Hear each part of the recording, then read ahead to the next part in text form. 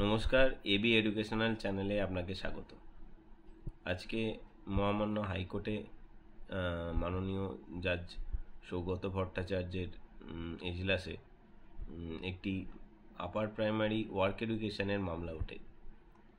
2025 সালে writ পিটিশনটি file হয়েছে, যেখানে বলা হয় যে 2023 সালে সেই মামলাকারী ওয়েমার চায়, কিন্তু এসএসসি তাদেরকে ওয়েমার দেয়নি।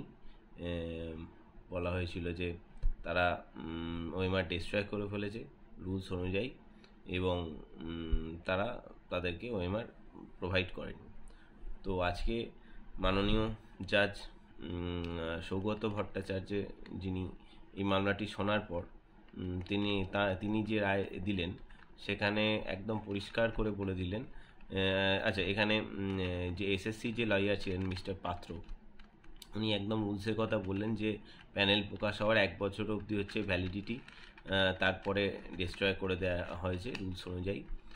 মাননীয় জাজও তাতে সম্মত হলেন এবং বললেন যে আপনি 2018 ডিসেম্বরে প্যানেল বেরিয়েছে, 2019 ডিসেম্বরে প্যানেল এক্সপায়ার্ড করেছে।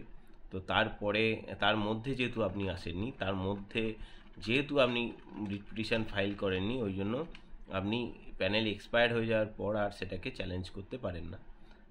তো সেই কারণে উনি সুপ্রিম কোর্টের 2টি জাজমেন্টের কথা উল্লেখ করেন, এবং সেই জাজমেন্টে একটি হচ্ছে রাজস্থানের একটা কেস, সেটা উনি অর্ডার কপি পেলে আমি দিয়ে দেবো। আর আরেকটি হচ্ছে খুব সম্ভবত বোধহয় মধ্যপ্রদেশ। যাই হোক, দুটো উনি উল্লেখ করলেন, একটা 1996 আর একটা হচ্ছে 2009। দুটোর সুপ্রিম কোর্টের অর্ডার রেফারেন্স টেনে উনি মামলাটাকে রিট পিটিশনগুলোকে খারিজ করে দিলেন। এইটাই হওয়া দরকার ছিল, কিন্তু দুর্ভাগ্য 2016 সালের যে এসএলএসটির ক্ষেত্রে যেটা ঘটেছে সেটা ব্যতিক্রমী ঘটনা।